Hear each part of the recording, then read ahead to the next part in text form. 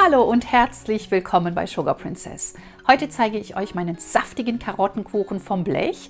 Ostern steht ja bald vor der Tür und für uns gehört so ein Karottenkuchen unbedingt zu den Ostertagen, aber auch insgesamt zum Frühling dazu. Dieser Kuchen wird gekrönt von einem leckeren Frischkäsetopping, Schokolade und natürlich den süßen Möhrchen. Alle wichtigen Infos zum Rezept findet ihr wie immer bei mir auf dem Blog zum Nachlesen und zum Ausdrucken. Vergesst nicht, den Kanal zu abonnieren, mir gleich mal ein Like dazulassen und das Video dürft ihr auch gerne teilen. Alle wichtigen Utensilien zum Backen für das perfekte Backergebnis findet ihr bei mir in meinem Backshop. Dort findet ihr auch meine eigene Backlinie. Die wird hier in Deutschland um die Ecke hier in Weibstadt hergestellt. Sie ist von höchster Qualität und ich kann sie euch nur wärmstens ans Herz legen. Und sie ist versandkostenfrei, noch immer. Ja, viel Spaß beim Stöbern und wir starten ins Rezept. So, mein Ofen ist vorgeheizt auf 175 Grad Ober-Unterhitze oder ihr könnt auch wahlweise 150 bis 160 Grad Umluft verwenden und wir starten mit unserer Butter und dem Zucker. Und als erstes gebe ich 200 Gramm weiche Butter in eine große Schüssel. Hinzu kommt jetzt mein Zucker, 100 Gramm weißer Zucker und 100 Gramm brauner Zucker. Einfach für den schönen, saftigen und würzigen Geschmack. Ihr könnt natürlich auch nur 200 Gramm weißen Zucker verwenden, aber ich finde es besser so in einer Mischung.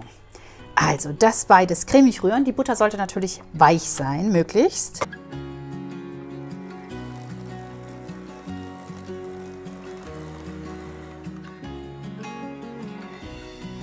Lasst euch da wirklich richtig gut Zeit, bis sich der Zucker so ein bisschen aufgelöst hat und wirklich eine schöne geschmeidige Masse entstanden ist. Ab und zu auch mal runterkratzen. Also wirklich wichtig, die Butter schön aufzuschlagen mit dem Zucker, dass sich das Ganze schon mal so schön verbindet. Zur Not kurz in die Mikrowelle stellen, sollte die Butter noch zu kalt sein, nur sie sollte halt auch nicht ganz flüssig sein. Gerade nochmal aufschlagen, so ungefähr 5 bis 10 Minuten darf das schon sein.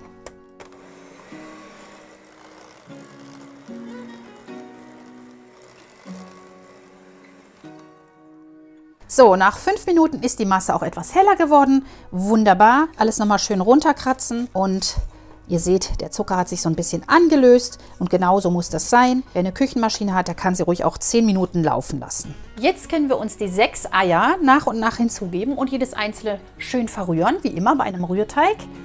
Ein Ei. Das nächste Ei. Ups.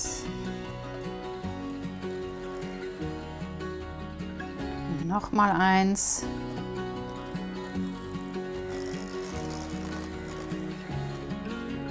Und jedes Ei wirklich sehr gut verrühren, das ist ganz wichtig. Zwischendurch gerne mal runterkratzen, so ein bisschen flockig ist auch nicht schlimm. Wichtig ist, dass auch die Zutaten alle Zimmertemperatur haben, bevor ihr losstartet. Dann verhindert ihr, dass die Masse so extrem ausflockt. Bei Temperaturunterschieden kann das leicht passieren. Letztes Ei dazugeben und verrühren. So, das stellen wir uns jetzt gerade erstmal beiseite und wir vermischen uns erstmal jetzt noch die trockenen Zutaten. Wir brauchen für dieses Rezept 350 Gramm Mehl. Ich verwende jetzt 200 Gramm gemahlene Haselnüsse. Hier kann man auch ersetzen durch eine andere Nussmischung oder durch Mandeln, wer keine Haselnüsse verträgt natürlich. Hinzu kommen 2 Teelöffel Backpulver. Noch einen. Gestrichen dürfen sie sein. Eine Prise Salz darf natürlich nicht fehlen für das schöne aromatische Gegengewicht. Und jetzt gebe ich noch Gewürze hinzu. Die sind absolut optional. Da könnt ihr überlegen, will ich die oder will ich die nicht. Bei uns gehören die mit rein. Und zwar 2 Teelöffel Zimt. Dann mache ich gerne noch Nelken hinzu. Da nehme ich so einen Hauch einfach. Ups, da ist jetzt schon ein bisschen was daneben gegangen. Also ich würde sagen so maximal ein Viertel Teelöffel. Ein bisschen was kann noch. So ungefähr, Nelkenpulver. Ich reibe auch gerne noch einen Hauch Muskat rein. Muskat habe ich immer daheim. Und ich finde, der macht sich auch super in den Kuchen. Und das alles werden wir jetzt schön miteinander vermischen, dass eine homogene Mehlmischung, Mehl-Nussmischung sozusagen entsteht, die wir gleich dann unterheben werden. Sehr schön. Das stellen wir jetzt auch noch mal kurz zur Seite. Wichtig sind natürlich jetzt noch die Karotten und die habe ich mir auf dieser Reibe hier auf diesem kleinen Part geraspelt, 500 Gramm. Da kommen dann so ungefähr 450 Gramm geraspelte Karotten heraus. Und ich reibe mir jetzt noch einen ganz kleinen Hauch Ingwer dazu, einfach so ein bisschen was, vielleicht so 1 Zentimeter Ingwer, nicht so viel. Einfach nur für den Geschmack und es ist absolut optional, wenn ihr das wollt. Dazu kommt noch etwas abgeriebene Bio-Orange. Einfach mal kurz erst abreiben, so ungefähr eine Orange. Also das ist wirklich ein ganz, ganz würziger und schöner Kuchen. Und da kann man auch so ein bisschen rumexperimentieren, was die Familie am liebsten mag. Hinzugeben. So. Und jetzt presse ich mir die Orange noch aus und verwende auch den Saft hinten. Gebe ich dann einfach hier dazu. Gerade auspressen. So. Und hinzugeben. Und gleich nochmal. Der Hase freut sich, der darf hier alles halten und darf mitbacken. So. Das auch kurz miteinander vermischen, dass sich das hier so gut verteilt. Und dann haben wir auch schon eigentlich alle wunderbaren Zutaten beisammen, die wir jetzt noch unterheben unter unsere Eier-Zuckermischung. So, und jetzt können wir hier abwechselnd unsere Möhren, immer so 2 Löffel ungefähr, und etwas von unserer Mehlmischung hinzugeben. Ich mache immer so 2 Löffel und es gerade kurz unterrühren auf niedriger Stufe.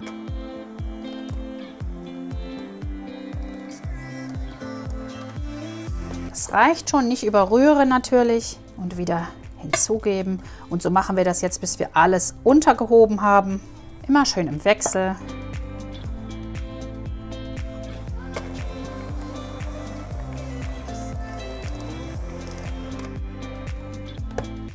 Und das ist natürlich schon eine Menge Teig, deswegen eine große Schüssel verwenden. Es ist ja auch schließlich für einen Blechkuchen. Und wenn das Rührgerät jetzt hier nicht mehr klarkommt, weil es einfach zu viel Teig ist, dann können wir auch mit dem Spatel weiterarbeiten. Damit vermeiden wir dann auch das Überrühren des Teiges. Wenn das Mehl drin ist, sollte ein Rührteig nur noch ganz kurz gerührt werden, damit er nicht lätschig wird, damit er schön aufgeht.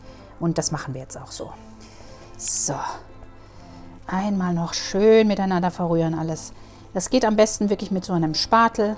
Da hat man das beste Gefühl. Und da verbindet sich alles zu einem schönen Teig. Jetzt gar nicht mehr so lang rühren, möglichst. Perfekt. Unser Teig ist fertig. Wir können ihn schon aufs Blech geben und dann auch backen. Los geht's. Da ist das wunderschöne Sugar Princess Backblech.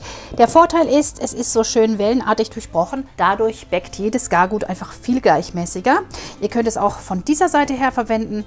Das ist die glänzende Seite. Da kann man wunderbar Pizza drauf backen und die wird wunderschön knusprig. Wir nehmen jetzt diese Seite, denn wir wollen ja unseren Rahmen darauf stellen. Erstmal das Backpapier, dann der Rahmen, Sugar Princess Backrahmen. Den kann man schön ausziehen, man kann ihn auch platzsparend komplett auseinandernehmen und verwahren. Ich habe jetzt schon ein bisschen eingestrichen mit Butter und Grat werde ich das noch mit dem Backpinsel so ein bisschen hier verteilen, dass der Kuchen nicht so fest backt am Rahmen. Sehr gut. Alles fertig. Gucken, dass der Rahmen wirklich im Backblech sitzt und jetzt können wir unseren Teig auch schon einfüllen.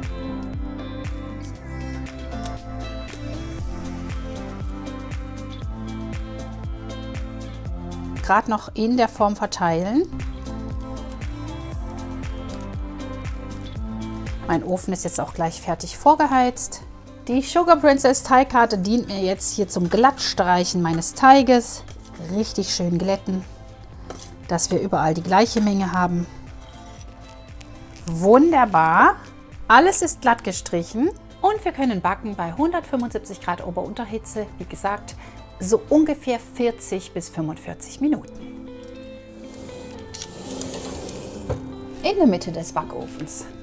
So, nach 40 Minuten sah mein Kuchen schon so schön golden aus und dann habe ich gedacht, jetzt gucke ich mal. Und ich denke, er ist fertig. Das sieht man einfach, wenn man hier ein Stäbchen rein piekt und es kommt trocken wieder raus.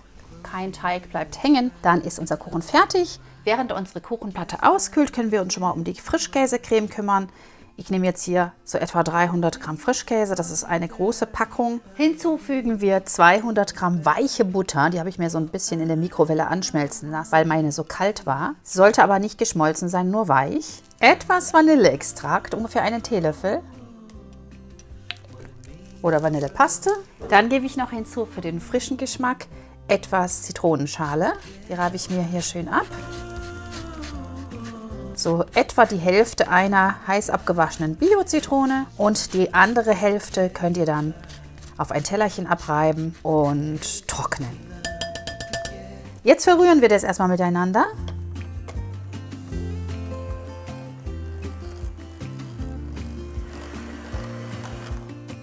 Das reicht erstmal und jetzt kommt noch unser Puderzucker hinzu und zwar nicht erschrecken, 300 Gramm.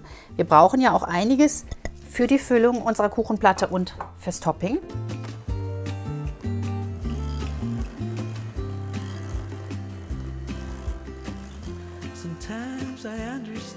Und ihr seht, was für ein schönes, festes Topping jetzt dabei rausgekommen ist. Lecker, sehr, sehr lecker, sehr süß. Deswegen werden wir noch etwas Zitronensaft hinzufügen und auch noch etwas Schmand zur Lockerung. Erstmal den Saft der halben Zitrone. Die ist jetzt bei mir auch relativ groß mit verschlagen.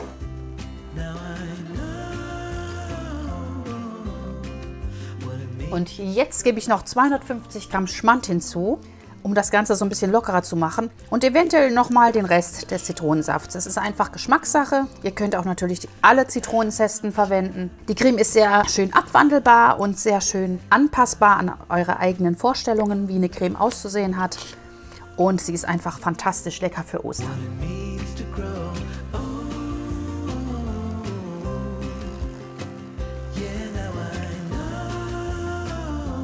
Schaut euch das mal an, was für eine wunderschöne Farbe, so richtig schön Eierfarben. Ich gebe noch die andere Hälfte der Zitrone hinzu. Damit wird die Creme noch lockerer und noch zitroniger und ich glaube, dann ist sie perfekt.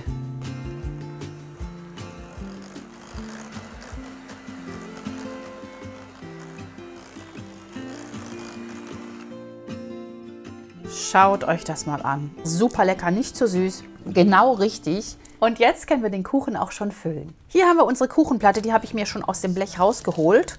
Das ging ganz einfach, Rahmen einfach abnehmen und rausnehmen mit beiden Händen. Und jetzt das Backpapier hier von unten rausziehen, seitlich rausziehen.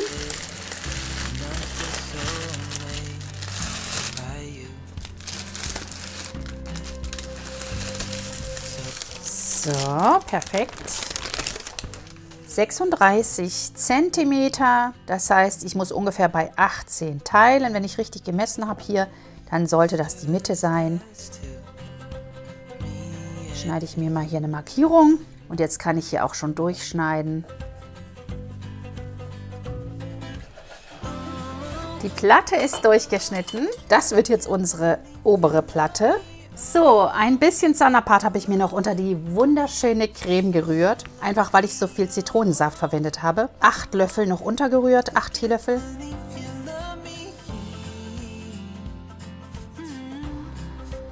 Jetzt geben wir uns hier etwas von der Creme auf den Kuchenboden.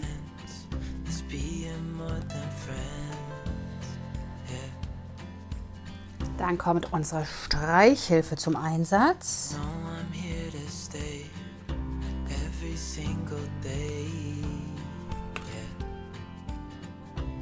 Perfekt. So, und jetzt können wir die zweite Platte, die habe ich mir schon geschnitten, hier drauflegen.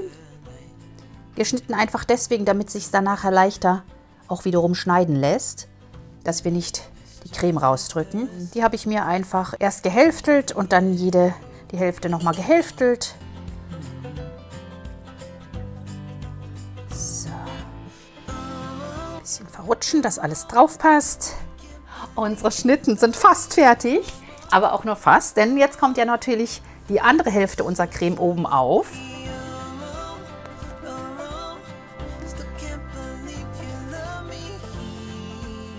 Wunderbar. Unsere Schnitten sind fast fertig. Jetzt gehe ich hier mit dem Kamm noch drüber über die Schnitten.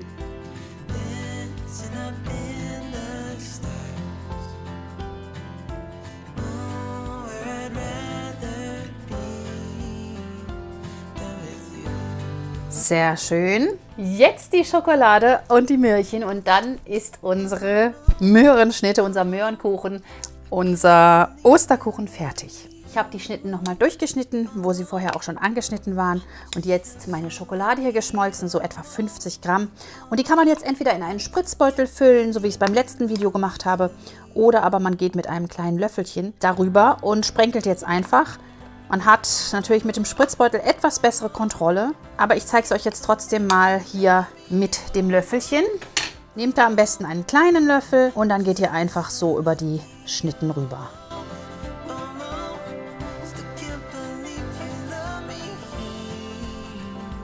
Es wird dann etwas unregelmäßiger und etwas wilder als mit dem Spritzbeutel. Ist aber auch schön, finde ich.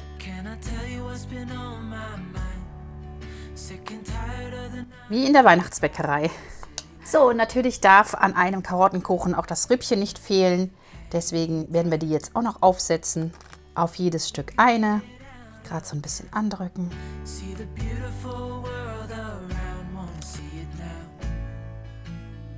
Wunderbar. Wer möchte, kann jetzt noch rings um die Karotten ganz leicht noch etwas Zitronenschalenabrieb aufgeben. Zitronenzesten gerne auch. Das gibt dem Ganzen ein wunderschönes österliches Aroma und ein tolles Aussehen. Sehr schön. Unsere Karottenschnitten sind fertig und ich werde sie für euch probieren. So, dann werde ich unsere leckeren Karottenschnitten einmal probieren. Sehen einfach wunderbar österlich aus. Ein Ostertraum. Super lecker mit der Creme. Der Boden schön nussig. Wer es lieber mag mit Mandeln, ist auch wunderbar. Schmeckt genauso gut. Also in die Creme könnte ich mich reinlegen. Absolut traumhafte Creme. Man kann natürlich den Kuchen auch nur einfach mit der Creme bestreichen und dann in Stücke schneiden. Das reicht dann für eine Riesenparty zu Ostern. Also viel Spaß beim Nachbacken. Das war mein leckerer Karottenkuchen mit Frischkäse, Frosting und Füllung. Je nachdem, wie ihr es haben wollt. Ihr könnt natürlich selbstverständlich auch einfach Schnitten machen und das Frosting nur oben drauf streichen und den Kuchen ungefüllt lassen. Das geht natürlich auch. Jetzt wünsche ich euch ganz viel Spaß beim Nachbacken. Ich hoffe auf eure Fotos. Sendet sie mir gerne auf Facebook oder Instagram. Die Links dazu findet ihr unter dem Videotitel in der Beschreibung. Vergesst nicht, den Kanal zu abonnieren, mir einen netten Kommentar zu hinterlassen. Da freue ich mich immer sehr darüber.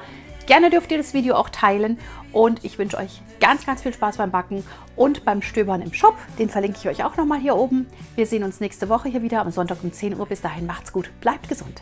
Tschüss!